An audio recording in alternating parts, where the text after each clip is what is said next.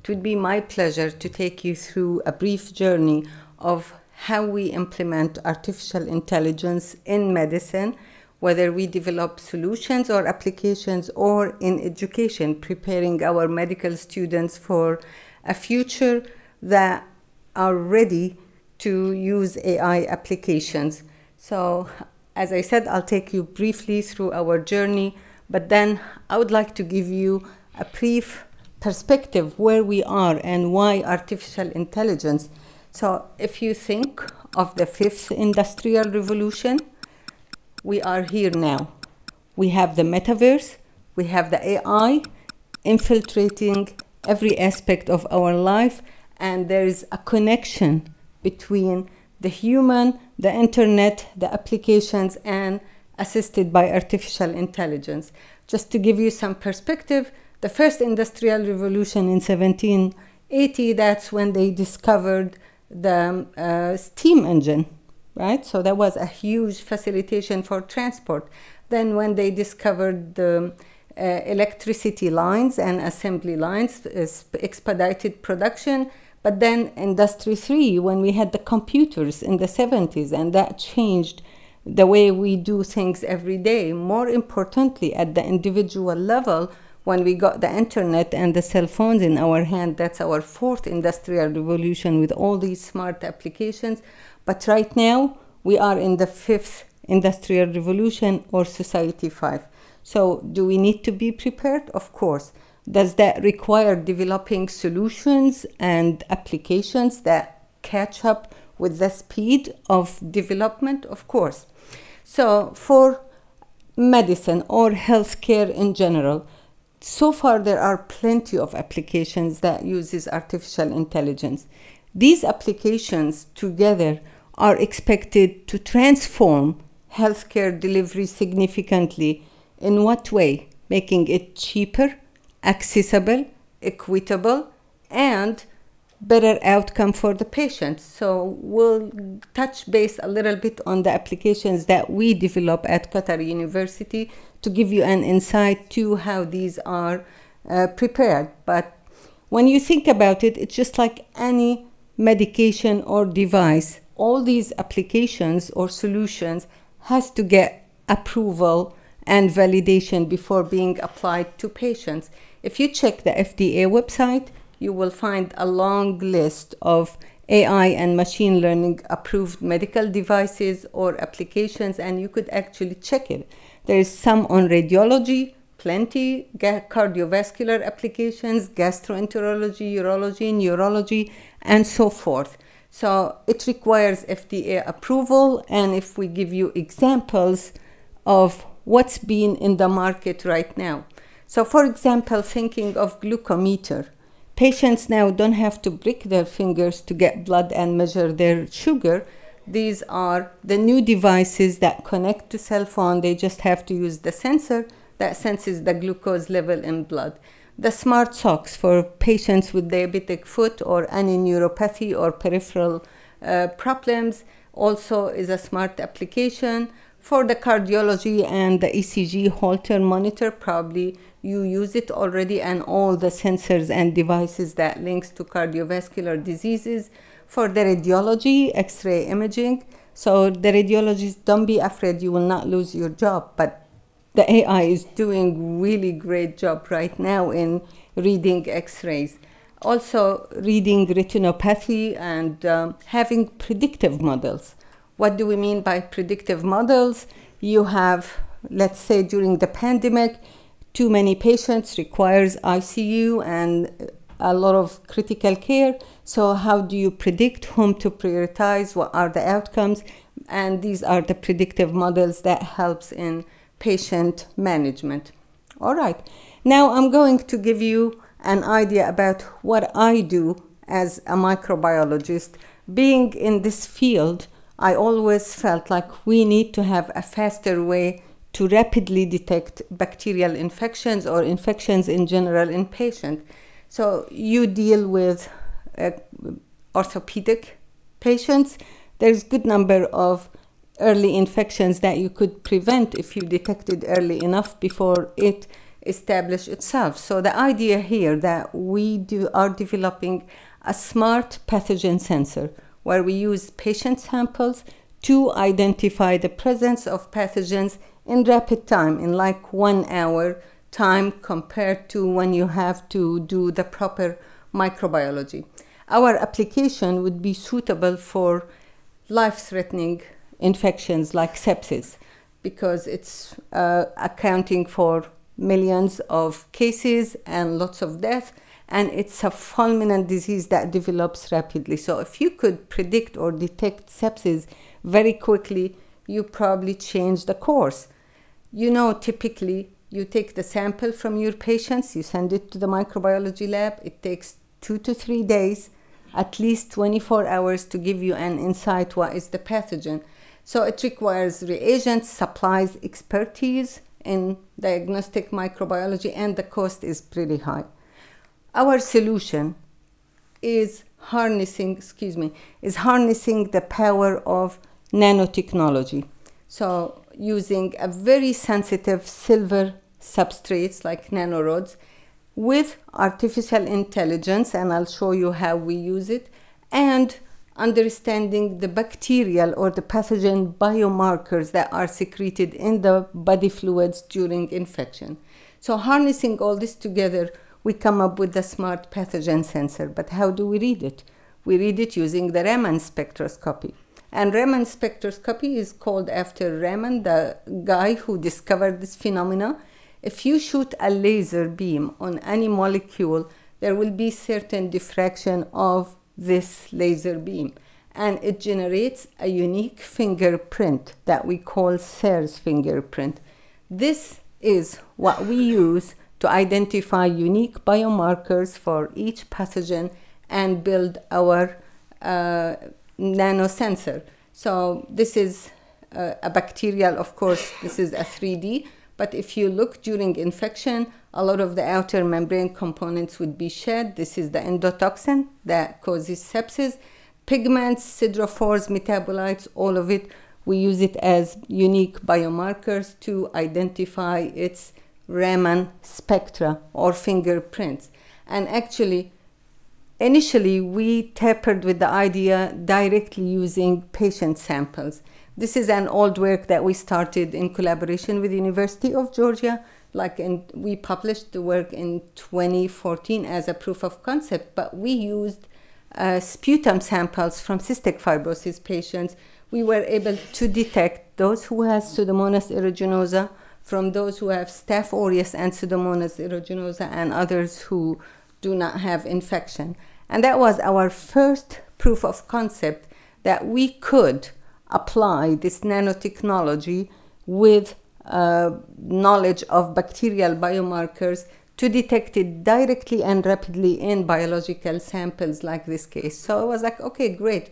Let's look at other aspects. If we think of sepsis, you have to think of what induces the cytokine storm and wreak havoc on the immune system. So we look at endotoxin, which is the outer part of the bacteria. And again, we were able to distinguish it at very low level and differentiate all these molecular structures.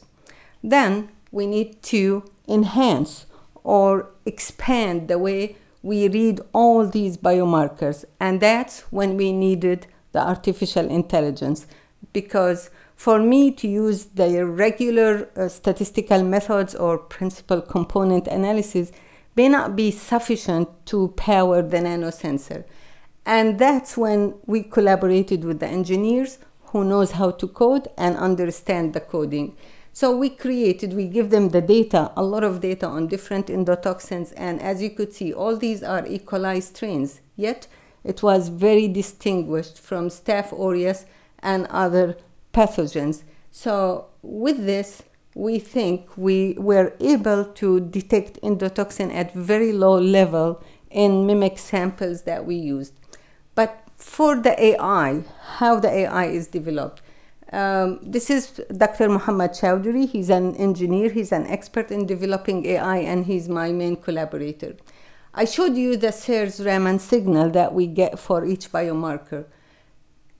What he understands that if I analyze each peak for its significant contribution to the identity, the unique identity of the biomarker, I could come up with a prediction to the accurate identity of the biomarker.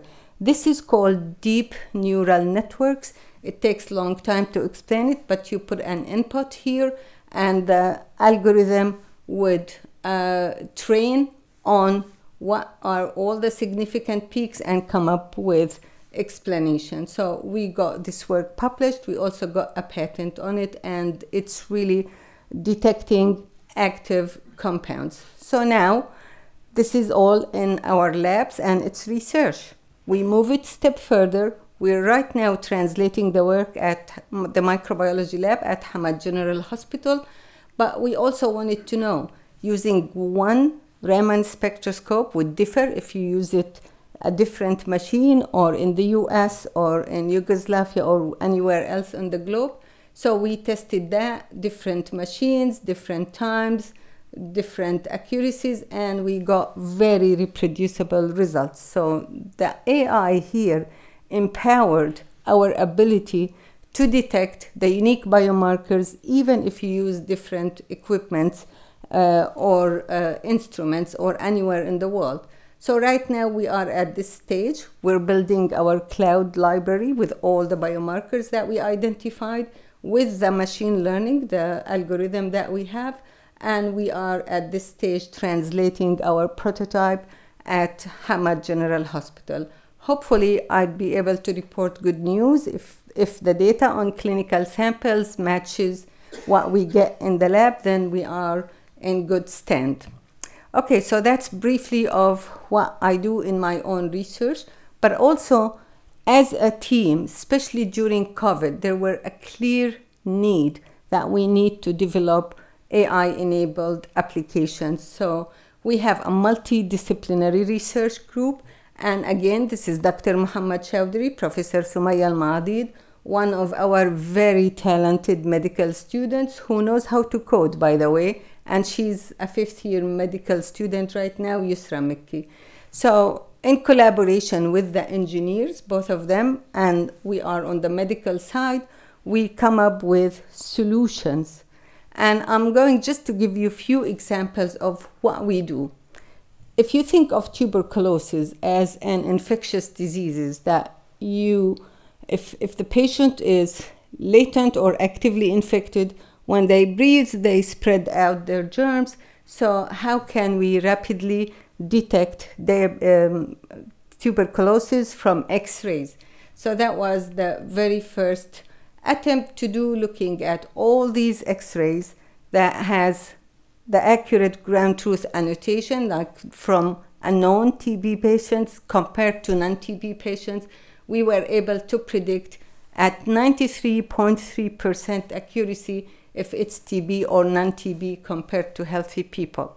Then the engineers developed another layer of stacking algorithm, which means like you do the first sorting of the data, then you have another machine learning algorithm to further analyze the data. And here we tried to predict, is this a tuberculosis sensitive or drug resistant? Because you're aware multi-drug resistant TB is like a death sentence if it cannot be treated.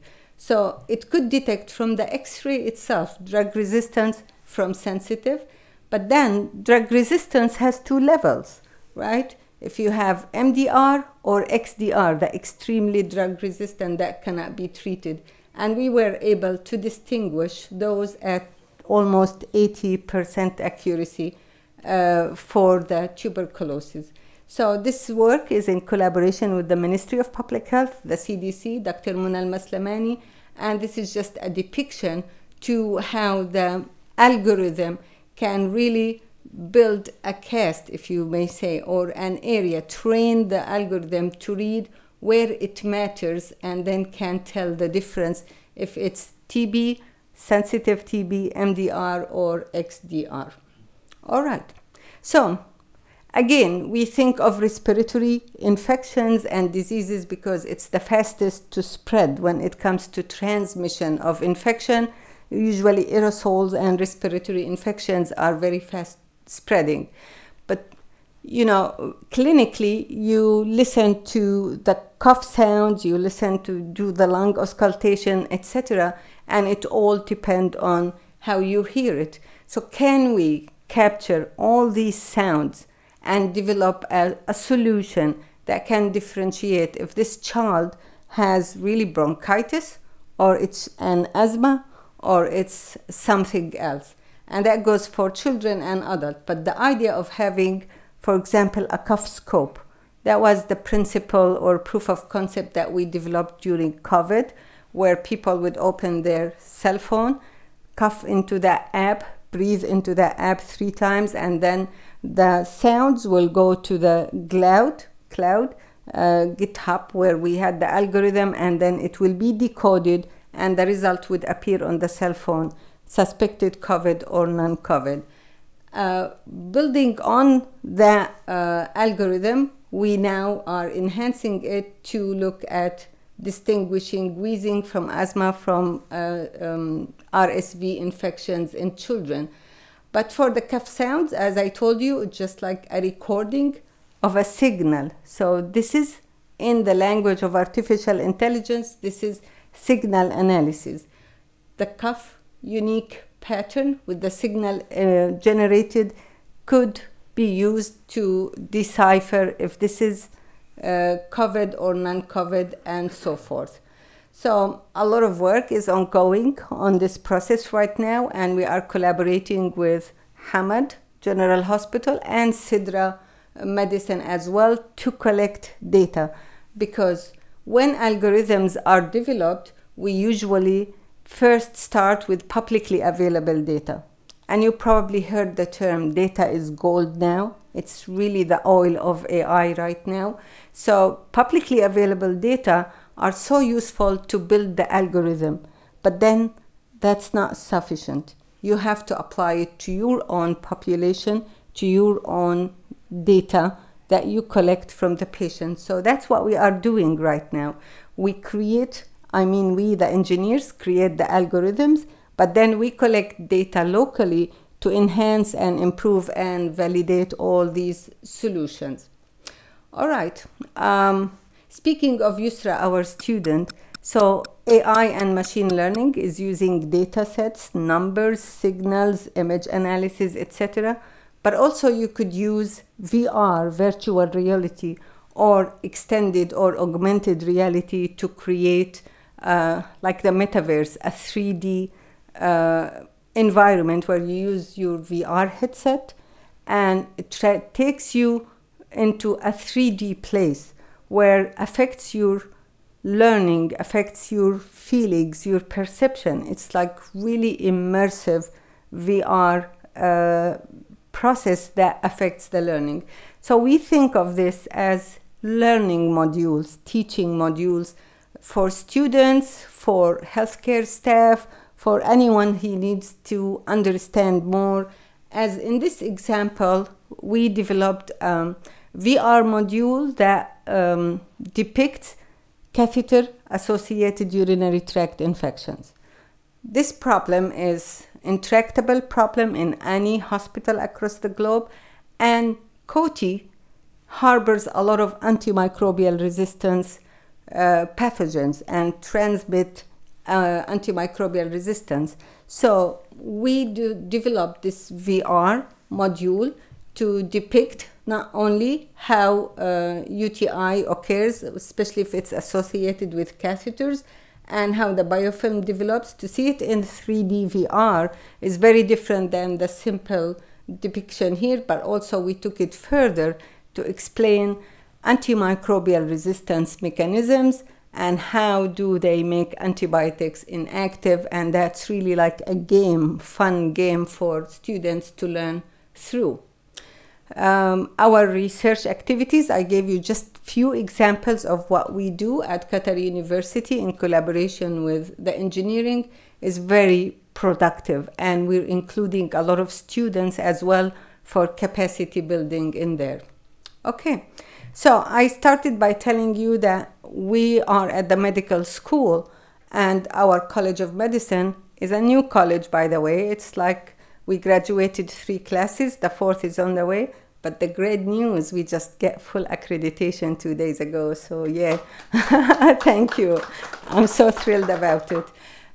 Because we came when students were just like year 2, and now I see all this. I'm really very delighted, the least I could say. But what we did, we updated our medical school curriculum, and that was on purpose done to prepare our graduates to what awaits for them in the clinical field. We're not teaching them how to code. I don't know how to code myself, although I took all these summer classes. I understand all the concepts. I participate on all these courses. But getting into the coding part, I leave it to the experts, to the engineers. And that's exactly what we do at the medical school. If they don't need to learn how to code, they go somewhere else. But with us, we introduce all the concepts for them and all the AI solutions that may come in their way. So how did we do that? As a future university, we aspire that our students would be compatible with Society 5. Our medical curriculum is quite unique because we adopt the student-centered problem-based learning, where we have a common year and then we build into the 6-year programs system-based or model-based, like urinary system, renal system, respiratory system, etc., so forth. These are their competencies and the themes of learning, and we expect when they graduate, they will be having all these competencies. So how do we infuse AI in a curriculum like that? You cannot just have one course and say, we gave you what you need. So we infuse it all through our spiral, vertically designed medical curriculum. And with that, we select specific cases that we teach them. For example, in the cardiovascular disease or the cardiovascular unit, there's a lot of chance to teach them about AI-enabled applications, from Holter monitor to all these smart wearable devices that detect any atrial fibrillation, any problems in the heart rates, monitor their valves if they have any sensors implantable, etc. So all this is covered during one of our cases, for example, about atrial fibrillation. We include learning objectives into the curriculum. Students have to learn about it through 2 methods. The self-directed learning, they go and learn about it themselves, but also we give them a lecture.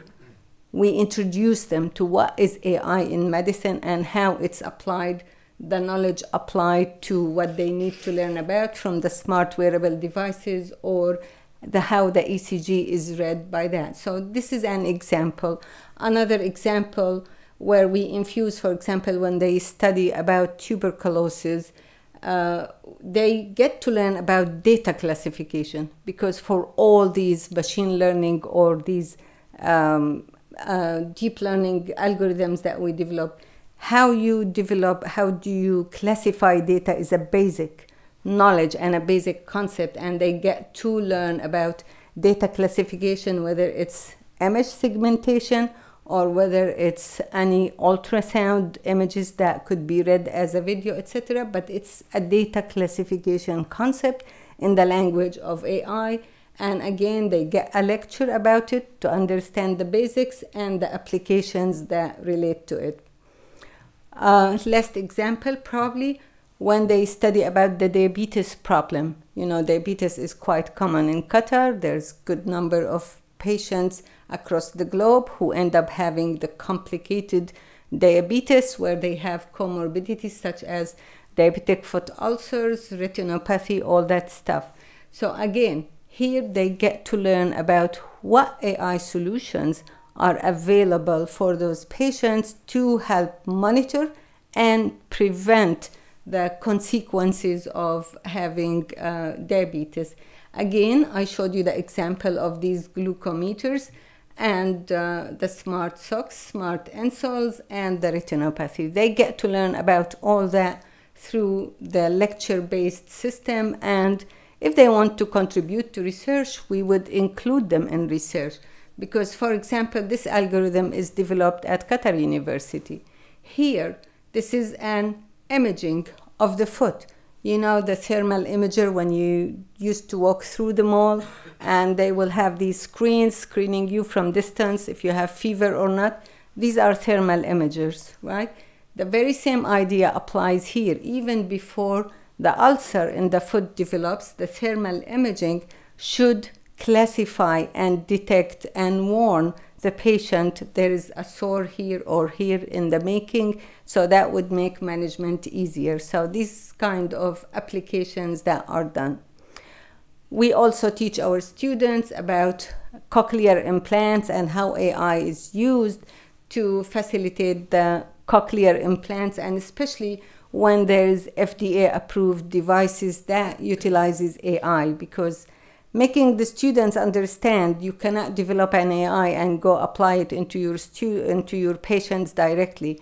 The process of validation, testing, safety, efficacy, and approval licensing must be in place before they endeavor on any of that. So we reiterate that concept because, believe me, the new generation, they know how to develop algorithms much faster, especially with the availability of ChatGPT-4.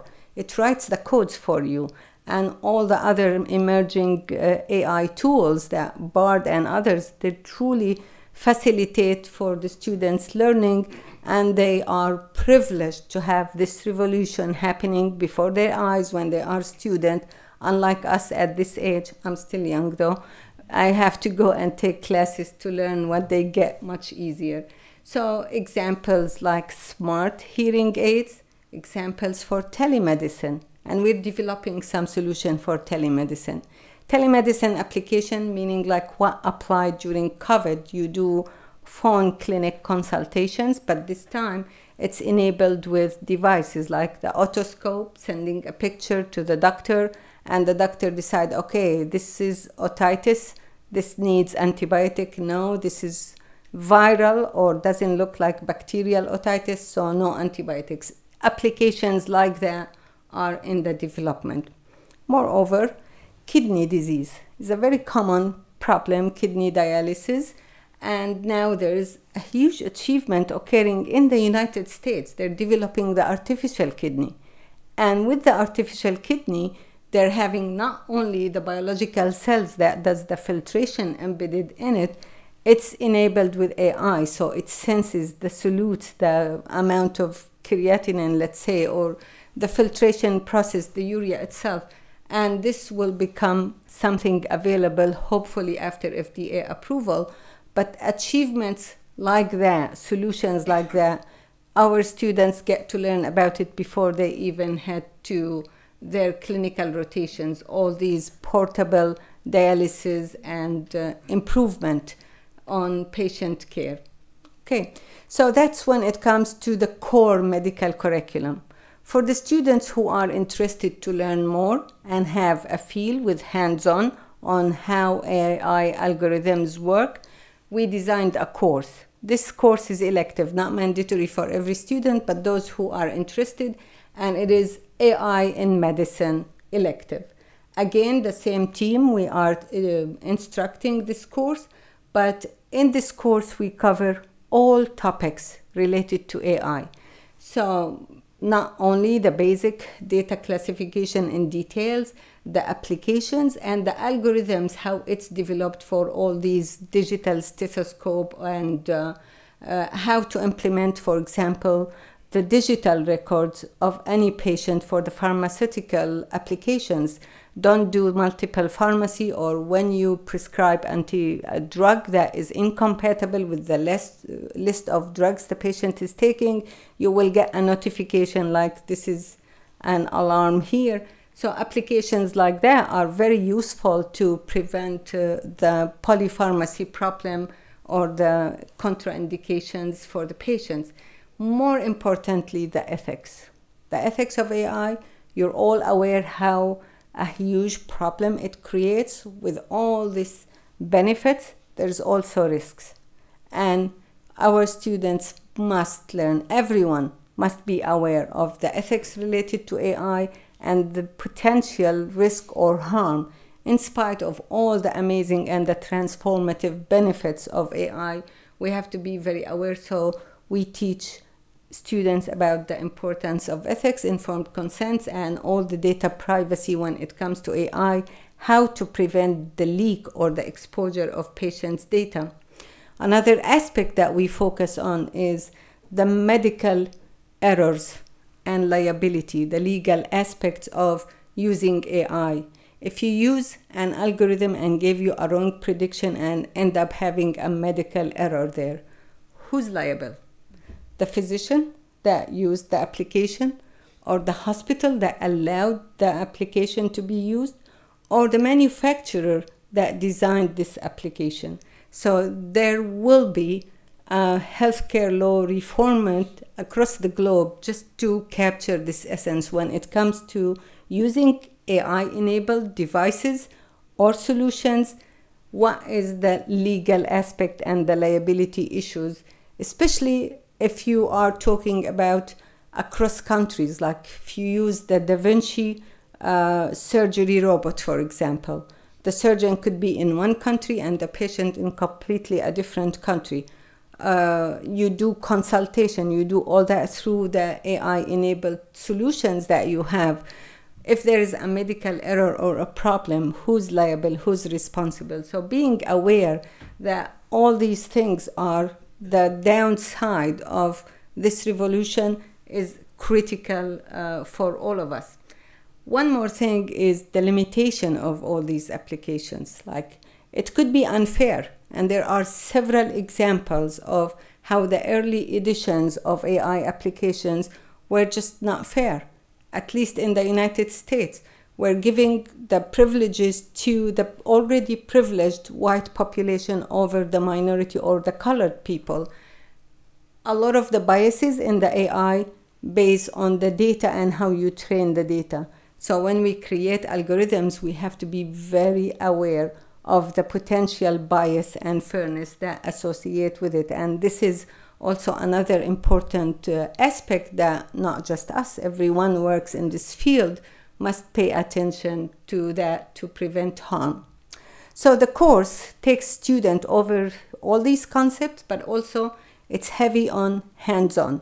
So they'll get examples with the TAs and the engineers, how the codes are created. They have to run the codes on their own laptops for a duration of 3-hour session and see how the decision tree is made and how the decision comes out. So having a feeling of how these codes are producing a decision and a decision making is what they learn here. Not only that, we reiterate all these tools are to enable or assist in decision making, but they do not replace the physician decision making. So at the end, it has to be the common sense and the judgment with the medical knowledge that the physician has, but all these tools are just to assist in the decision making process. All right, so also we created a student-based journal club. The point of that club is to encourage all students at all years to come and present a paper about AI. That's a medical paper that has an algorithm. So it's a journal club that gives students a platform to interact and understand as extracurricular activity and give them a platform to present. Not only that, Yusra, our student, she's as a clinician engineer, she's connected with so many people like her, like who wear the two hats. They know how to code, but at the same time, they are practicing in the medical field. And she invites a lot of those faculty from all over the world to our journal club. They present and they discuss with our student presenters all the concepts that they come up across when they present AI algorithms in medical field. Here, for example, this Dr. Stuart Maitland from UK, he came up with Explain This Paper, Demystifying Medical AI Papers.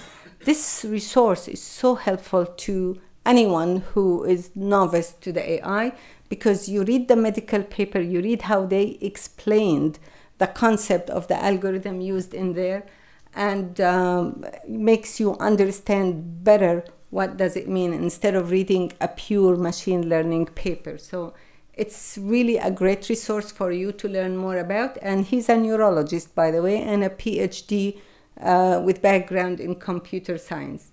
Dr. Brandon from from Johns Hopkins, he's a psychologist, psychiatry resident, but he uses immersive VR tools to help his patients. You know, this 3D immersive augmented reality, or VR, helps patients in trauma and post-traumatic distress, coming over their phobias, dealing with any stress or anxiety. So he's applying a lot of these tools into his clinic in practice, and he talked to our students. We also invite our local speakers. Like, for example, some of you may know Dr.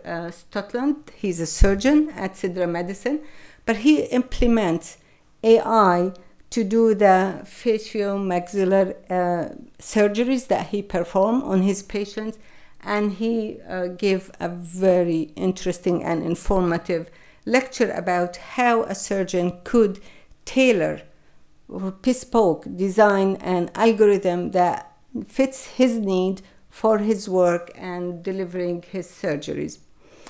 I'm trying to wrap up here for the sake of time, so I'm just going to tell you, for those who are not expert in this field, you will get there, because I tell you about my own experience and how I get there, being a microbiologist. So why do I need to know about AI? My need stemmed from my research. I needed to do this nanosensor. I needed a machine learning person to help me create this data analysis tool. And then I had to understand what the engineer is telling me. I didn't understand the concept, so I started to take classes and courses. But for some of you, you may find the summer courses that are freely available at Stanford. They're online. You could take those, the lectures, the recordings, the notes, everything is very helpful. They also, Harvard and others, they have these information. There's the AI around human-centered AI also. If you add your name to the list, they will send you all the latest. The Data for Innovation, Center for Data for Innovation, and all these things. You will find a lot of information and aspects to learn from. So I subscribe to all these things and watch it like my Netflix, if you may say. But I learned a lot, and that's why I'm telling you, try it and you'll see month after month how much you start understanding all these complex concepts, and then realize it's a code. You understand how they do it, and you don't need how to make it. Another publication that I follow all the time, it's an online resource as well. You could access it for free for a limited amount, or you could have a subscription. The World Economy Forum, their website, their publications are amazing, especially the reports that talks about the AI and all its impact on not just the healthcare, on the circular economy, on the peace in the world, on the climate, on every aspect. So I find this very useful report, and I don't publicize it because I'm affiliated with them. I'm telling you it's a very useful resource. I'd like to end by thanking my lab who helps me move all these things forward, and of course Qatar Fund for funding my wet lab research, and Qatar University for providing a lot of support that we are having. I thought this is a beautiful image. Do you know what's that? See, that's your gut microbiota in 3D in colors. So being a microbiologist, I have to show you how beautiful the world of germs that lives within us, and we could do a lot of rendering for the colors and images using AI. So I'll stop here and take any question if you have. Thank you.